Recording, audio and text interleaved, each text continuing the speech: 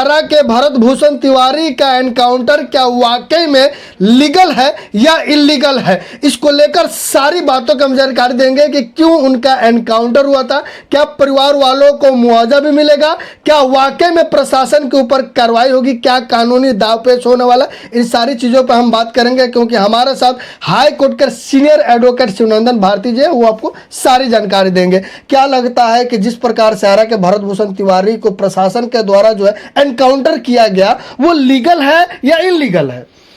कि जो कानूनी दृष्टिकोण से जब आप देखेंगे, कुछ खास परिस्थितियां हैं, उसी परिस्थितियों में इनकाउंटर करने की शक्ति पुलिस को दिया गया है। और वो जो तरीका है, जब तक उसके भरत तिवारी जी के हाथ में जब तक बंदूक था जी, तब तक अगर इनकाउंटर हुआ होता तो जायज़ था जी, कानूनी तौर पर जी।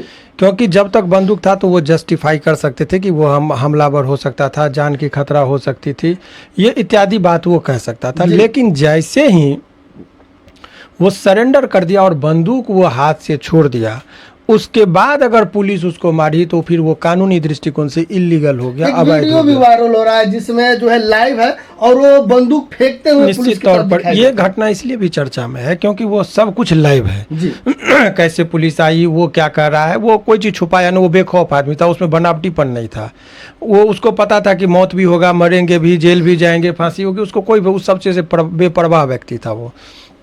वो बनावटी, वो अपराधी नहीं था। अपराध में जैसे चोरी, डकैती, रेप, बहुत लोगों की हत्या का आरोप इत्यादि हो, तब आप कह सकते हैं कि अपराधी। उसने कहा कि हम व्यवस्था से त्रस्त हैं जी। ये सड़क बनाना, बिजली की व्यवस्था है, भूख भाई और भ्रष्टाचार के माहौल के खिलाफ बोला था कि हम आवाज़ उठाएंगे। तरीका गलत हो सकता है, बंदूक नहीं उठाना चाहिए, लॉ एंड ऑर्डर का मेंटेन रखना चाहिए।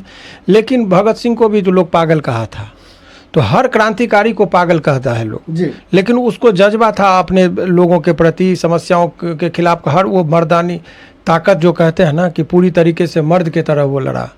वो व्यवस्था से त्रस्त व्यक्ति था। वो एक दिखा के गया कि मौत से मत डरो, मरना जीना तो सबका तय है, लेकिन वो शेर के तरह दहाड़ते हुए गया। ये चीज़ लोगों को पसंद है। लेकिन कानून में क्या दर्ज है कि किसी का इनकाउंटर कब किया जा सकता है, और क्या वाकई में भरत भूषण का जो एनकाउंटर था वो लीगल था? वही तो हम कह रहे कि बंदूक जैसे ही उसने नीचे गिरा दिया, उसके बाद जो पुलिस ने उसको मारा, तो वो अवैध है, इलीगल है, और ऐसे में पुलिस को सजा मिलने की पूरी संभावना है। लेकिन प्रशासन के द्वारा आरोप लगाया जा रहा है कि उससे जान का खतरा था, इसलिए एनकाउंटर किया गया। वो पुलिस तो कहेगी ना, पुलिस का जो काम है वो चूंकि सब कुछ रिकॉर्ड, यही तो है पुलिस की क्रेडिबिलिटी। अगर वहाँ पर समझिए ना कि वो कायर होता, रिकॉर्ड नहीं करता, अपना लाइव नहीं होता, तो पुलिस बच जाती। चूँकि एवरीथिंग इज इन लाइव, जी, पब्लिक डोमेन में आ गया है, तो इसीलिए माननीय मुख्यमंत्री जी ने कहा है कि इसको हम जुडिशियल इंक्वायरी करवाएंगे। चूँकि वहाँ इंक्वायरी में भी बहुत कुछ झूठा कर ही नहीं सकता है, चूँकि सब कुछ लाइव है कि कैसे मारा, क्या हुआ, क्या व्यवस्था थी, हमला किया कि नहीं किया। पुलिस को जब तक उसके हाथ में बंदूक थी तब तक अगर पुलिस यदि मार दिया होता तो पुलिस बच जाते। बंदूक वो छोड़ दिया, उसके बाद पुलिस मार रही, और एक नहीं 5 गोली। इससे ये पता चलता है कि जान मारने की नीयत से उसको मारा गया है। अगर यह एनकाउंटर इलीगल होता है तो क्या कार्रवाई हो सकती है? उन पर वो आपराधिक मुकदमे चलेंगे, हत्या का।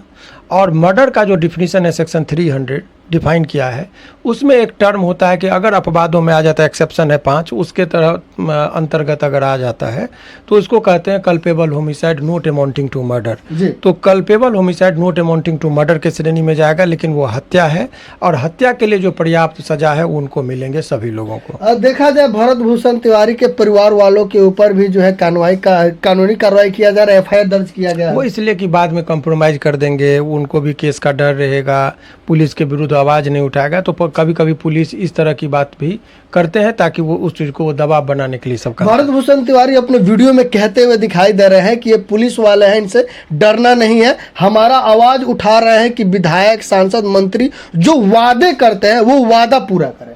वही तो हम कह रहे कि वो जनरल कॉज के लिए अपने आप को, इससे पहले का भी वीडियो है, तो हम तथ्यात्मक बात का नहीं करेंगे। अब सवाल लीगैलिटी और इलीगैलिटी पर आपने पूछा है, वैध और अवैधता के बारे में पूछा है, तो देखिए आपको बता रहे, राइट ऑफ प्राइवेट डिफेंस का सेक्शन है 96 से लेकर 106 तक में IPC में वो धारा निहित है। उसके अंतर्गत उन तमाम तरह के परिस्थितियों का वर्णन है कि किस परिस्थिति में कोई व्यक्ति किसी को गोली भी चला सकता है, जान भी मार सकता है, चाहे हम हो या आप हो। सबको राइट ऑफ प्राइवेट डिफेंस का राइट है अपने बॉडी के खिलाफ और अन्य लोगों के बॉडी के खिलाफ। अब सवाल इस केस में ये है कि वो राइट ऑफ प्राइवेट डिफेंस में वो जैसे कब तक का अधिकार है, जब तक कि उस व्यक्ति से आपके जीवन को खतरा है। तो अब जैसे उदाहरण के तौर पर समझिए कि आपको हम छाता दिए, तो छाता का उपयोग कब है? जब बारिश हो। बिना बारिश के और बिना धूप के यदि छाता लेके आप चल रहे हैं तो लोग आपको बेवकूफ़ कहेगा। आप जैसे रात में ना बारिश हो रहा है ना कुछ, आप छाता तान के चलिए तो लोग आपको मुड़ मुड़ के देखेगा कि पागल है क्या, मिसयूज है उस छाते का। ना बारिश हो रही है ना धूप है, तो रात में ना धूप है ना बारिश हो रही है, लेके आप छाता चल रहे हैं। दिन में ये भी कह सकते हैं कि हमको धूप से थोड़ा ये है। जी। तो जैसे ही खतरा का बादल है जब तक, तब तक आप इनकाउंटर कर सकते हैं। खतरा का बादल, जीवन के खतरा का बादल खत्म हो गया। कैसे? जैसे उसने बंदूक फेंक दिया, उसके बाद अगर पुलिस मारा तो वो पुलिस पर आपराधिक मुकदमे चलेंगे और वो जस्टिफाई नहीं कर। जहां तक देखा जाए इस मामले में भरत भूषण तिवारी को लोग जो है भगत सिंह से तुलना कर रहे हैं। देखिए वो जो बात है, ऐसे कहना नहीं चाहिए, मैं समर्थन नहीं करता हूँ इस तरह की गतिविधियों का, तरीका गलत है। लेकिन मरा तो है वो शेर की तरह। जो देखा है जो लोग भी, पता नहीं अब जहाँ से उसको शक्ति मिला हो, बेखौफ, वो रोज़ मरने के वजह से लोग घुट घुट के मरता है, उससे वो बेहतर है कि एक ही दिन मरना पसंद किया। और वो शेर की तरह आया और शेर की तरह प्रेरणा क्या होता है? भगत सिंह जब बम फेंके थे और वहीं पर वो इनकलाब का नारा लगाए थे, भागे नहीं थे, तो लोगों ने कहा कि पागल है क्या, भाग जाना चाहिए। तो उसको भी अभी ब्रिटिश हुकूमत के जो जाइएगा तो वहाँ पर आतंकवादी उसको घोषित किया हुआ है, भगत सिंह को। चंद्रशेखर आज़ाद जब अपने ही बंदूक से एक गोली रह गया माथा में, जब वो मार लिए तो उनको लोग पागल कहा कि भाग काहे नहीं गया। तो जब वीर कुंवर सिंह अपने ही तलवार से अपने हाथ को काटे तो लोग उनको बेवकूफ़ समझे। तो हर क्रांतिकारी को लोग पागल पहले कहता है, क्योंकि होता भी है पागल, क्योंकि वो डरपोक नहीं है, परिवार के बारे में नहीं सोचता है, बेखौफ है, बेपरवाह है, तो पागल है।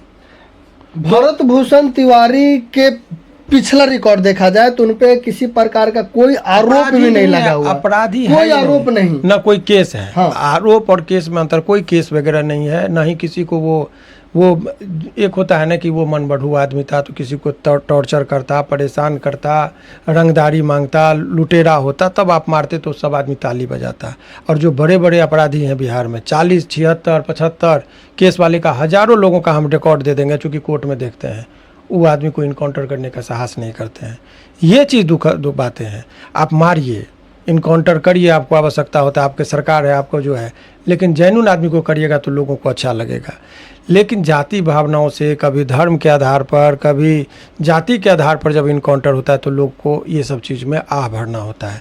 केवल आपको पता है कभी कभी क्या होता है ना कि चूँकि वो अभी क्या है कि क्यों, कहाँ से साहस मिलता है लोगों को? साहस मिलता है लोगों को इनकाउंटर करने का, क्योंकि कहते हैं कि जब बटोगे तो कटोगे। बटा हुआ है समाज हमारा।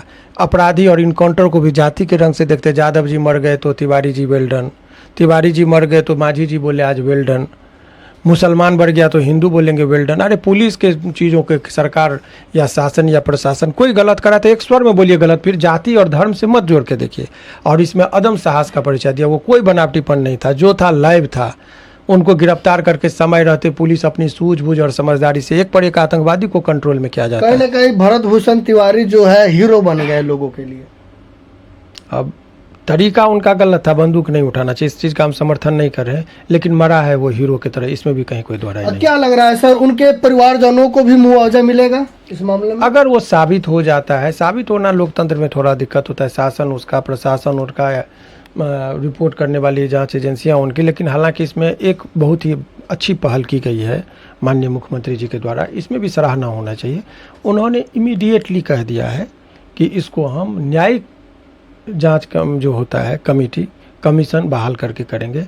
ये थोड़ा सा होता है कि जो कि रिटायर्ड जज करेंगे, उसमें प्रशासन पुलिस अपनी ही जांच नहीं करेगी, तो वो उनको सौंप दिया है।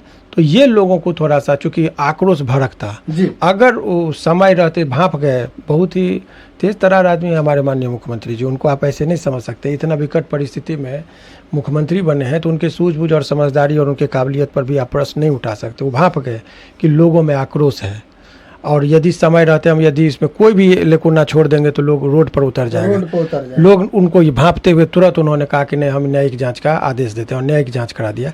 और ये स्वागत योग्य फैसला है। जी जी। ये स्वागत योग्य फैसला है और माननीय मुख्यमंत्री जी का ये जो कदम है, इस चीज़ की सराहना होनी। जो भी आदमी है जी जी। वो गलत है तो गलत कहिए, सही है तो सही है। हर मुद्दे पर कोई जरूरी थोड़ा है कि हम किसी व्यक्ति के समर्थक हो, भक्त हो, नहीं हो सकते। हम लोग हर जो अच्छा काम किया उसकी सराहना भी होनी चाहिए। मुख्यमंत्री जी ने समय रहते तत्परता से बहुत जल्दी उन्होंने सही निर्णय लिया और उन्होंने ट्वीट करके कहा कि हम न्यायिक जाँच का आदेश देते हैं। ये बहुत बड़ी बात है। भरत भूषण तिवारी जी के मामले में अगर भरत भूषण तिवारी का एनकाउंटर इलीगल होता है तो क्या प्रशासनिक और कानूनी कार्रवाई हो सकती है? मैंने आप देखिए, जब एक बार प्रश्न पूछते हैं ना तो रिपीटेशन नहीं होना चाहिए। मैंने कहा कि उन पर हत्या के आरोप लगेंगे और वो उनको आजीवन कारावास का सजा मिलेगा। चलिए, तो जितने भी हमारे भाई इस वीडियो को देख रहे हैं, वीडियो को शेयर कीजिएगा। हमारे साथ शिवनंदन भारती थे जो आपको बताए कानूनी कार्रवाई क्या क्या हो सकता है। अब आप कमेंट करके जरूर बताइए कि भरत भूषण तिवारी को लेकर आप क्या सोचते हैं। एक बात लास्ट में और चूँकि आपके चैनल पर हमको बोलने का मन कर गया, उसकी जो मौत हुई तो विद्रोह का जो स्वर है हमेशा से उठाया है। ये पहली बार शास्त्र पढ़ने वाला आदमी, ब्राह्मण का काम होता है शास्त्र पढ़ना, शास्त्र के साथ उन्होंने माला जपना, तो माला के साथ ही भाला उठा लिए। एक बार मंगल पांडे का याद आता है कि जिन्होंने शासन और प्रशासन के विरुद्ध उन्होंने पहला बंदूक चलाया था, उसी अदम साहस की तरह ये तुलनात्मक किया जाए। हम उनके तरीका को सपोर्ट नहीं कर रहे हैं, लेकिन साहस को सपोर्ट जरूर कर रहे हैं। शास्त्र के साथ शस्त्र नहीं, माला के साथ भाला उठा लिए वो। भरत भूषण तिवारी ने माला के साथ भाला उठा लिया और न्याय के लिए लड़ गए। पहली बार मुझे लग रहा कि जिस ब्राह्मण को लोग ये कहते हैं कि ये डरपोक होते हैं, लेकिन आज वो परशुराम के रूप में उन्होंने दिखा दिया कि माला के साथ भाला भी उठा सकते हैं भाई।